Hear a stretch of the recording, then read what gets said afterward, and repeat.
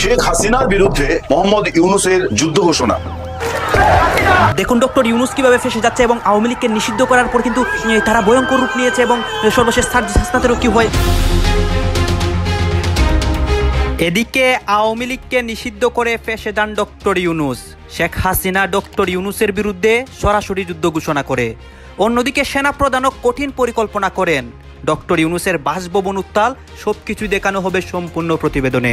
বাংলাদেশে আওয়ামী লীগ নিষিদ্ধ নিয়ে যে নতুন একটা নাটক মঞ্চায়িত হচ্ছে, আচ্ছা এই সরকার অর্থাৎ বর্তমান অন্তর্বর্তী সরকার চাইলে যে কোনো মুহূর্তে যে কোনো পরিস্থিতিতে আওয়ামী লীগকে রাজনীতি থেকে নিষিদ্ধ করে দিতে পারে। শেষ সুযোগ এই যুবক শেষ সুযোগ তোমাদের। এখন যদি দাবি দাওয়া আদায় করতে না পারো আর কোনোদিনই পারবে না, এটাই শেষ সুযোগ। রাজপথে সরব হয়েছে আন্দোলনকারীরা, একই সাথে অন্তর্বর্তী সরকার চরম সংকটে পড়ে গেছেন।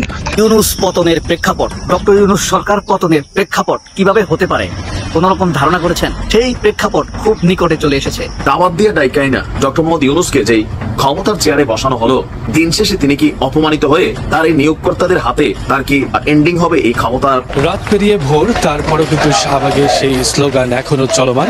আওয়ামী লীগের নিষিদ্ধের দাবিতে রাতভরই শাহবাগের মোড়টিতে কিন্তু ছাত্র জনতা, সর্বস্তরের মানুষ। আওয়ামী লীগকে বাদ দিয়ে তারপরে যারা রাজনীতি করবে তাদেরকে নিয়ে নতুন বাংলাদেশ গঠন করব। আওয়ামী লীগের সাথে ইটিস পিটিস করে একই বিছনায় ঘুমিয়ে কম্বলের ভিতরে থেকে আর যাই হোক রাজনীতি কোনোদিন হতে পারে না। মধ্যরাতে যমুনার জল দিন শেষে গিয়ে ঠেকলো শাহবাগে। এয়ারপোর্ট দিয়ে অনুমতি সহ সাবেক রাষ্ট্রপতির দেশ ছেড়ে যাওয়ার ঘটনা শেষ হলো নারায়ণগঞ্জে আইবি রহমানকে গ্রেপ্তারের মধ্য দিয়ে। এত নাটকের মধ্যে যে দাবি আওয়ামী লীগ নিষিদ্ধ করা, তাতে শেষ পর্যন্ত মিলল সান্ত্বনা পুরস্কার। আওয়ামী লীগ নিষিদ্ধর আন্দোলনে শেষ পর্যন্ত চাঞ্চল্যকর ঘটনা হয়েছে। এখন পর্যন্ত তারা কিন্তু ডক্টর ইউনূসের বাসভবনের সামনে রয়েছে, ডক্টর ইউনূসকে সরাসরি আলটিমেটাম দিচ্ছে। দর্শক শ্রোতা, আপনারা জানেন গতকাল রাত থেকে হাসনাত আব্দুল্লাহ, সার্জিস আলম তারা রাজপথে রয়েছে এবং জীবন বাজি রেখে তারা আন্দোলন করতেছে এবং তাদের দাবি একটাই, শেখ হাসিনার নিষিদ্ধতা। দর্শক শ্রোতা, ইতিমধ্যে কিন্তু শেখ হাসিনার বিশাল একটি বিজয় হয় এবং তার পরিকল্পনার মতো দেশের মধ্যে অনেক কাণ্ডও হয়। আপনারা জানেন যে শেখ হাসিনা চাচ্ছিল দেশের মধ্যে তাণ্ডব হোক, দেশের মধ্যে অস্থিতিশীল পরিবেশ হোক এবং সেই অস্থিতিশীলতার সুযোগ নিয়ে শেখ হাসিনা দেশে ফিরুক। দর্শক শ্রোতা, দেশের এই রাজনৈতিক প্রেক্ষাপট এবং দেশের এই রাজনীতির বিষয় নিয়ে আমাদের কাছে ইম্পর্টেন্ট কিছু তথ্য আসে। সেই তথ্যগুলো আপনারা দেখলে অবাক হয়ে যাবেন দেশের রাজনীতি সর্বশেষ কোন জায়গায় গিয়ে দাঁড়ায়। আসুন দর্শক, আমরা কথা বাড়াচ্ছি না, আমরা সরাসরি ভিডিওর মূল আলোচনাতে চলে যাচ্ছি। এই জায়গায় আপনাদের জন্য ইম্পর্টেন্ট কিছু নিউজ রেডি করেছি। সেই নিউজগুলো দেখলে আপনাদের মনে যতগুলো প্রশ্ন রয়েছে সকল প্রশ্নের উত্তর পেয়ে যাবেন। এই যে শেখ হাসিনার বিরুদ্ধে মোহাম্মদ ইউনূসের যুদ্ধ ঘোষণা। আপনারা সকলেই জানেন যে ভারত এবং পাকিস্তানের মধ্যে যুদ্ধ পরিস্থিতি চলছে।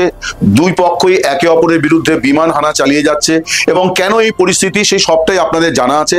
আমার ভিডিওর মূল বিষয় ভারত পাকিস্তান যুদ্ধ নয়, আমার ভিডিওর মূল বিষয় হচ্ছে বাংলাদেশে যে যুদ্ধ বাড়তে চলেছে, যে যুদ্ধ পরিস্থিতি তৈরি হয়েছে সেইটা নিয়ে।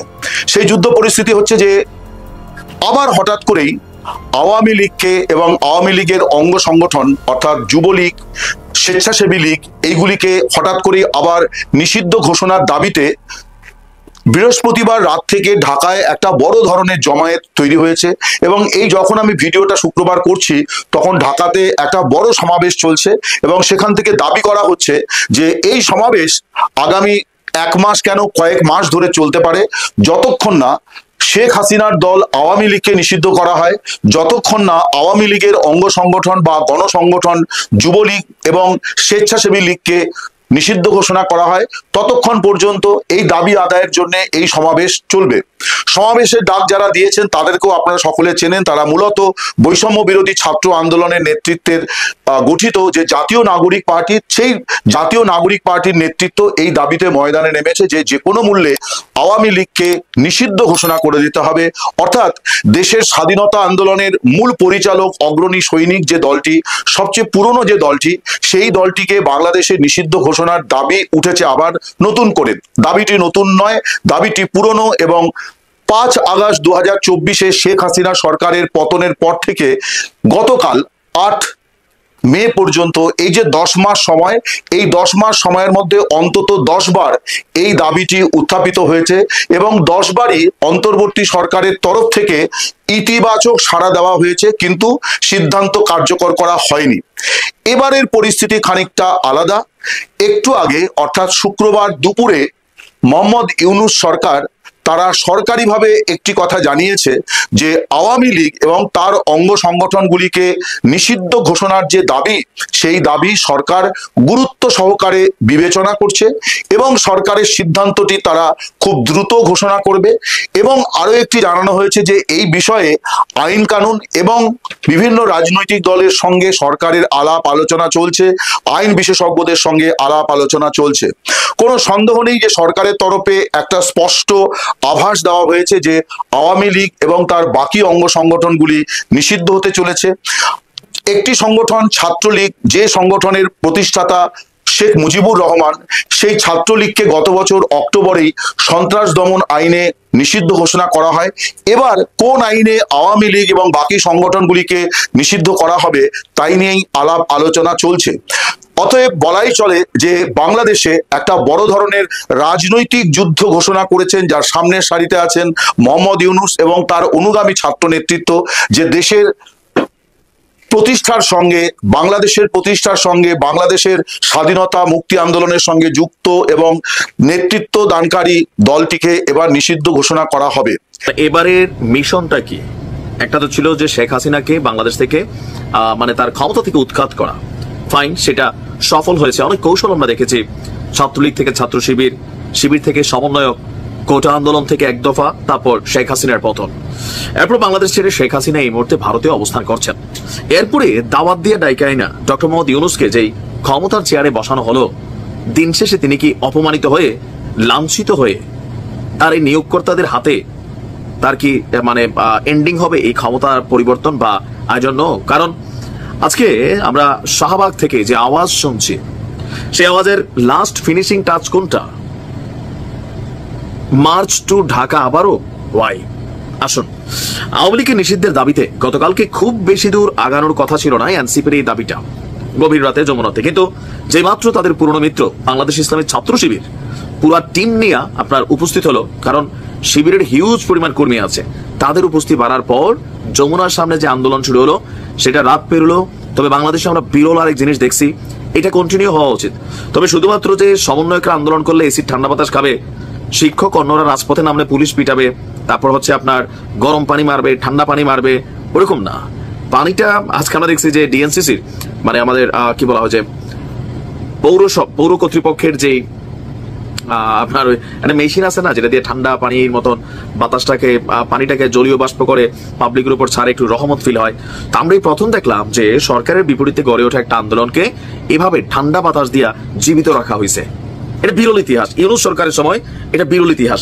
কারণ তিনি অন্য কোনো আন্দোলনে আবার এরকম তিনি করান না, বা আমরা প্রশাসনকেও দেখি না। তার মানে কি প্রশাসনও ভয় পাচ্ছে যে আবার আরো একটা শেখ হাসিনার মতন এই সরকারটারই পতন হয়ে যায় কিনা। তবে কিছুটা টেনশনে আছেন আমাদের কি বলা হচ্ছে ডক্টর আসিফ নজরুল ইসলাম।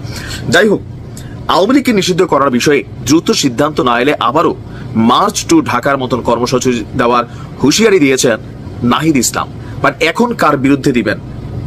আরো একটা আশ্চর্যজনক বিষয় হচ্ছে, এনসিপি বরাবরই বলছিল যে তারা এই আন্দোলনটার মূল কারিগর, তারাই বিএনপি বৈশা 4টা বালুর ট্রাক সরাইতে পারে নাই, ব্যানার ধরার জন্য 4টা লোক পায় নাই। কিন্তু আজকে সেই বিএনপির বেগম খালেদা জিয়ার জন্য গণহারে তারা ডাকতেছে, প্লিজ আপনি আসুন, প্লিজ বিএনপি আসুন একসাথে। তার মানে বিএনপি ছাড়া কি এই যে এত বড় বিশাল জমায়েত, চরমোনাই, জামাত, তারপর হচ্ছে এনসিপি, মোটামুটি একটা ভালো একটা অবস্থান হয়েছে, একটা হিউজ মানুষ হয়েছে, শাহবাগ ব্লকের হচ্ছে। তো বিএনপির অনুপস্থিতি এই আন্দোলনের মধ্যে লোক সমাগম বলেন, প্রেসার গ্রুপ বলেন, এই জায়গার মধ্যে আমরা ঘাটতি দেখতে পাচ্ছি। তার মানে এনসিপির এইবার অন্তত একটা জিনিস সিদ্ধান্ত নিতে হবে যে বিএনপিকে নিয়ে সমালোচনা করার সময় একটু হিসাব করতে হবে বাবা, জানেন এবার একটা পরীক্ষা চলে আসছে। অন্তর্বর্তী সরকারের সাবেক উপদেষ্টা নাহিদ বলছেন, দলমত নির্বিশেষে আওয়ামী লীগ এবং দেশের সার্বভৌমত্বের প্রশ্নে সকল শক্তি এক থাকবে, এটাই প্রত্যাশা। আমরা আওয়ামী লীগকে বাদ দিয়ে তারপরে যারা রাজনীতি করবে তাদেরকে নিয়ে নতুন বাংলাদেশ গঠন করব। আওয়ামী লীগের সাথে ইটিস পিটিস করে একই বিছনায় ঘুমিয়ে কম্বলের ভিতরে থেকে আর যাই হোক, রাজনীতি কোনোদিন হতে পারে না, পারে না। বাংলাদেশের মানুষ রক্ত দিয়েছে আওয়ামী লীগকে পুনর্বাসন করার জন্য নয়।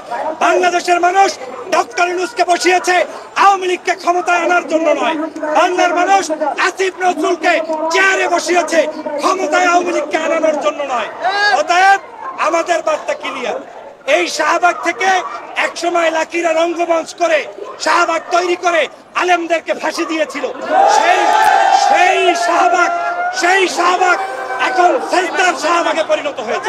মধ্যরাতে যমুনার জল দিন শেষে গিয়ে ঠেকলো শাহবাগে। এয়ারপোর্ট দিয়ে অনুমতি সহ সাবেক রাষ্ট্রপতির দেশ ছেড়ে যাওয়ার ঘটনা শেষ হলো নারায়ণগঞ্জে আইভি রহমানকে গ্রেপ্তারের মধ্য দিয়ে। এত নাটকের মধ্যে যে দাবি আওয়ামী লীগকে নিষিদ্ধ করা, তাতে শেষ পর্যন্ত মিলল সান্ত্বনা পুরস্কার। নিজের সমর্থকদের ধৈর্য ধরতে বলল অন্তর্বর্তী সরকার। আবার এ নিয়ে সরকার অন্তর্মহলের লোকজনের মধ্যে চলছে কাদা ছোড়াছুড়ি। কিংস পার্টি এনসিপিতে চলছে স্বঘোষিত নেতা হওয়ার বিবাদ। আবার ইস্যুটিকে ঘিরে একটি ইসলামিক রাজনৈতিক দল নিজেদের কয়েকটি ইস্যু নিয়ে সরকারকে চেপে ধরার কৌশল নিয়েছে। প্রশ্ন হলো, এর আগে সিদ্ধান্ত নেওয়া একটি ইস্যুকে বারবার ঘুরিয়ে ফিরিয়ে এনে এত নাটক কেন? এর পেছনে রহস্য কি? চলুন যাওয়া যাক বিশ্লেষণে। শুরু হয় পুরাতন দাবির নতুন মঞ্চায়ন। আওয়ামী লীগকে নিষিদ্ধ করতে হবে এমন রব তোলেন এনসিপির একজন নেতা। সামাজিক মাধ্যমে আক্রমণ করতে থাকে কয়েকজন উপদেষ্টাকে। এর পাল্টা জবাব দেন সরকারের একজন নতুন উপদেষ্টা। সে জবাবে আবার নিজের সিনিয়র সহকর্মীদের উপর দোষ দিয়ে নিজেকে ভারমুক্ত করতে চেয়েছেন। এর মধ্যে নাটকের মঞ্চায়ন জমে ওঠে। আওয়ামী লীগের নিষিদ্ধের দাবিতে জড়ো হয় যমুনার সামনে। রাত ভর চলে স্লোগান। একই সময় নারায়ণগঞ্জে শুরু হয় আরেক নাটক। পুলিশ গ্রেপ্তার করতে যায় সাবেক মেয়র আইভি রহমানকে, কিন্তু আইভি নারায়ণগঞ্জে ব্যাপক জনপ্রিয়। মানুষ তার গ্রেপ্তারের প্রতিবাদে জড়ো হয় তার বাড়ির সামনে। শেষমেশ 6 ঘন্টা পর ভোরে পুলিশ তাকে গ্রেপ্তার করে নিয়ে যায়। সকাল গড়িয়ে দুপুর শেষ হলে যমুনার সামনের আন্দোলনকারীরা চলে যায় শাহবাগে। এর মধ্যে সরকার পক্ষ থেকে আসে সান্ত্বনার বাণী, দেওয়া হয় বিবৃতি। সে বিবৃতিতে বলা হয়েছে, সম্প্রতি বিভিন্ন রাজনৈতিক দল, সংগঠন ও জনগণের পক্ষ থেকে আওয়ামী লীগ নিষিদ্ধ করার যে দাবি উঠেছে তা সরকার গুরুত্বের সাথে বিবেচনা করছে। দর্শক, তার মানে কি সরকার এতদিন এই দাবি গুরুত্বের সাথে বিবেচনা করেনি? অথচ আমরা আগের বেশ কয়েকটি ভিডিওতে প্রমাণ সহ দেখিয়েছিলাম গত বছর অক্টোবরে আওয়ামী লীগ নিষিদ্ধের দাবি তোলে জুলাই আন্দোলনে অংশগ্রহণকারীর একটি পক্ষ। অন্তর্বর্তী সরকার প্রধান উপদেষ্টার দায়িত্ব নেওয়ার পর ডক্টর মোহাম্মদ ইউনূস দিয়েছিলেন কড়া বার্তা। বলেছিলেন শেখ হাসিনা ও আওয়ামী লীগের স্থান বাংলাদেশে হবে না। তবে আন্তর্জাতিক মহলের চাপ, অন্যতম বড় দল বিএনপির অসম্মতি এবং পরিস্থিতির সামাল দেওয়া নিয়ে উৎকণ্ঠা থেকে মাত্র 2 সপ্তাহের ব্যবধানে আওয়ামী লীগকে নিষিদ্ধের সেই চিন্তা যমুনার জলে হারিয়ে গিয়েছিল। এর মধ্যে গত জানুয়ারি থেকে এপ্রিল পর্যন্ত প্রতি মাসে সরকারের পক্ষ থেকে অথবা এনসিপি নেতাদের কাছ থেকে আওয়ামী লীগকে নিষিদ্ধ করার ইস্যুটি কমপক্ষে একবার করে আলোচনায় নিয়ে আসা হতো। এমন পরিস্থিতিতে সরকার যদি এখন এসে বলে সরকার এখন বিষয়টি গুরুত্ব দিয়ে বিবেচনা করছে, তাহলে এই প্রশ্ন কি অমূলক হবে না যে সরকার এতদিন নাটক করেছিল বা অন্য কোনো ইস্যুকে ধামা চাপা দিতে এই ইস্যুটিকে ট্রাম্প কার্ড হিসেবে খেলার চেষ্টা করত? ডক্টর ইউনূস সরকারের যে বিবৃতি, সেখানে আরো কিছু মজার তথ্য আছে। সরকার বলছে আওয়ামী লীগকে নিষিদ্ধ করার ব্যাপারে সরকার রাজনৈতিক দলগুলোর সাথে ইতিমধ্যে যোগাযোগ স্থাপন করেছে। তাদের সাথে আলোচনা করে দ্রুত সিদ্ধান্ত গ্রহণ করবে। দর্শক, গত বছরের 3 অক্টোবর বিএনপির পক্ষ থেকে সরকারকে পরিষ্কার জানিয়ে দেওয়া হয়েছিল আওয়ামী লীগকে নির্বাচনে বাধা ও নিষিদ্ধের পক্ষে নয় দলটি। সবশেষ 9 মে দলটি আবারও জানিয়ে দিয়েছে তারা কোনো রাজনৈতিক দলকে নিষিদ্ধ করতে চায় না। চলতি বছরের 31শে মার্চ জামায়াত ইসলামের পক্ষ থেকেও একই ধরনের মত সরকারকে জানিয়ে দেওয়া হয়েছিল। তাহলে সরকার আর কোন রাজনৈতিক দলের সাথে আলোচনা করতে চায়? সরকারের বিবৃতিতে আরো বলা হয়েছে আওয়ামী লীগের নেতা ও সমর্থকদের সন্ত্রাসী কার্যক্রমের বিষয়ে জাতিসংঘের প্রতিবেদন সরকার বিবেচনায় রাখছে। সে পর্যন্ত সকলকে ধৈর্য ধারণ করার আহ্বান জানাচ্ছে। দর্শক, জাতিসংঘের প্রতিবেদনে পরিষ্কারভাবে কোন রাজনৈতিক দলকে নিষিদ্ধ না করার সুপারিশ করা হয়েছে। তাহলে সেই রিপোর্টকে বিবেচনায় নিয়ে সরকার কিভাবে আওয়ামী লীগকে নিষিদ্ধের উদ্যোগ নেবে? দর্শক, এর আগে গত 7 মাসের মধ্যে প্রত্যেক মাসে আওয়ামী লীগ নিষিদ্ধের দাবি নাটক মঞ্চস্থ হতে আমরা দেখেছি। এমনকি এই ইস্যুতে 2 দফা কোর্টেও গিয়েছিল। এর মধ্যে সবশেষ 28শে অক্টোবর আওয়ামী লীগ সহ 11টি দলের রাজনৈতিক কর্মকাণ্ড নিষিদ্ধ চেয়ে রিট করেছিলেন হাসনাত আব্দুল্লাহ। 5 আগস্টের পর অনেকেই, বিশেষ করে আওয়ামী লীগ বিরোধী যারা, তারা বলছেন যে আওয়ামী লীগ পালিয়েছে, তাদের নেত্রী শেখ হাসিনা পালিয়েছেন। যে আসলে কি তারা পালিয়েছেন কিনা বা পলায়ন কাকে বলে? এখন আওয়ামী লীগ আমলের প্রাক্তন নৌপরিবহন প্রতিমন্ত্রী খালেদ মাহমুদ চৌধুরী, যিনি এখন লন্ডনে আছেন, তিনি এক সাক্ষাৎকারে বলছেন যে লন্ডনে অবৈধভাবে ঢোকার কোনো সুযোগ নাই। তিনি বৈধ পথেই লন্ডন এসছেন। এখন কেউ যদি বৈধ পথে ভিসা নিয়ে বিদেশে যায়, তাকে পলায়ন বলা যায় কিনা? মানে এটা গুরুতর একটা প্রশ্ন। এখন পলায়ন বলতে আমরা কি বুঝি? মানে সাধারণত যারা লুকিয়ে স্থানচ্যুত হয় তাদেরকে বলা হয় পলায়ন। এখন আমার জানা মতে অসংখ্য আওয়ামী লীগ নেতাকর্মী বিমানবন্দর দিয়ে স্থল বন্দর ব্যবহার করে ভিসা নিয়ে বিদেশে গেছেন। বিশেষ করে 5 এবং 8 আগস্টের মধ্যে অনেকেই গেছেন। তখন বলতে গেলে কোনো সরকারও ছিল না। ধরেন ডক্টর হাসান মাহমুদ, যিনি পররাষ্ট্রমন্ত্রী ছিলেন, আমরা মিডিয়ার মাধ্যমে জানছি যে তিনি ঢাকা বিমানবন্দরে আটকা খেয়েছেন, কিন্তু পরবর্তীতে আমরা দেখলাম বা আমরা শুনেছি যে তিনি বিমানবন্দর ব্যবহার করেই বেলজিয়ামে গিয়েছেন এবং সেখানে এখন অবস্থান করছেন। এখন ভিসা নিয়ে বিমানবন্দর ব্যবহার করে অথবা স্থলবন্দর ব্যবহার করে কেউ যদি বিদেশ যায়, তাকে পলাতক বলা যায় কিনা? এবং যদি বলা যায় তাহলে তো এই যে 1.5 কোটি প্রবাসী আছেন তারা সবাই পলাতক। এখন এই যে তারা তো এইভাবে গিয়েছেন, তারা তো এই বিমানবন্দর ব্যবহার করে গিয়েছেন, ভিসা নিয়ে গেছেন, পাসপোর্ট সহ করে গিয়েছেন। গাইজ আপনারা তো দেখলেন এখানে কি কথা হচ্ছে। অনেকেই কিন্তু অনেক কথা বলতেছে, অনেকে আলোচনা করতেছে, অনেকে সমালোচনা করতেছে দেশের বিভিন্ন অবস্থা এবং দেশের বিভিন্ন পরিস্থিতি নিয়ে সবাই সবার মন্তব্য প্রকাশ করে এবং তাদের মন্তব্যগুলো দেখে কিন্তু আমরা অনেক কিছু বুঝতে পারি। দর্শক শ্রোতা, এখানে কিন্তু মানে আওয়ামী লীগ নিষিদ্ধের বিষয়ে যে একটা আন্দোলন চলতেছে গত 2 দিন যাবৎ, তারা যে কোনো রাজপথে অবস্থান করতেছে, এই বিষয়গুলো নিয়ে কিন্তু মানে তারা কথা বলতেছে। দর্শক শ্রোতা, এই বিষয়গুলো এবং তাদের এই বক্তব্যগুলো দেখে কিন্তু আমরা অনেক কিছু বুঝতে পারি দেশের বর্তমান অবস্থাটি। দর্শক শ্রোতা, এতক্ষণ আপনাদেরকে আমরা যা কিছু দেখিয়েছি সব কিছু আমরা সোশ্যাল মিডিয়া থেকে সংগ্রহ করেছি। এখানে আমাদের নিজস্ব কোনো মন্তব্য নেই বা নিজস্ব কোনো সিদ্ধান্ত নেই। এইসব দেখে আপনাদের কি মনে হচ্ছে এবং আপনাদের মন্তব্য কি, এইটা আপনারা অবশ্যই কমেন্ট বক্সে লিখে যাবেন। এবং আপনাদের কাছে আমাদের একটা রিকোয়েস্ট থাকবে, আপনারা যদি আমাদের চ্যানেলে নতুন দর্শক থাকেন চ্যানেলটি সাবস্ক্রাইব করবেন এবং পাশে থাকা বেল বাটনটি বাজিয়ে যাবেন, যাতে করে নেক্সট ভিডিওটা সবার আগে আপনাদের কাছে পৌঁছায়। ধন্যবাদ।